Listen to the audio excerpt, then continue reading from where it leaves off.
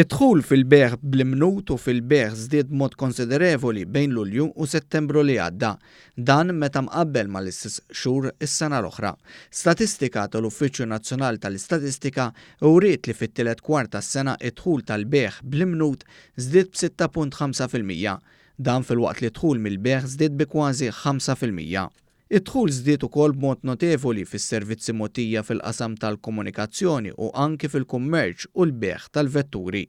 L-NSO qal li mbagħad kien hemm tnaqqis fl-attività kummerċjali marbuta mas-settur tal-proprjetà. Intant anki l-pagi gross, is-salari u l-ammont ta' sigħat tax-xogħol żdiedu fit-tielet kwart tal-2017. Fil-fatt il-pagi gross żdiedu b'0.5 perċentwal, is-salari żdiedu bi kważi 3%, filwaqt li s-sigħat tax-xogħol żdiedu bi ftit aktar minn perċentwal. Anke l-pagi gross, is-salari u l-ammont ta' sigħat tax-xogħlijiet staġjonali żdiedu b'perċentwal.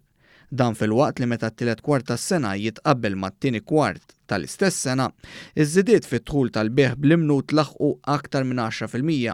Żidiet qawwija oħra bejn it-tielet kwart u t-tieni kwart ta' din is-sena ġew irreġistrati fl-attività kummerċjali fil-qasam tal-proprjetà.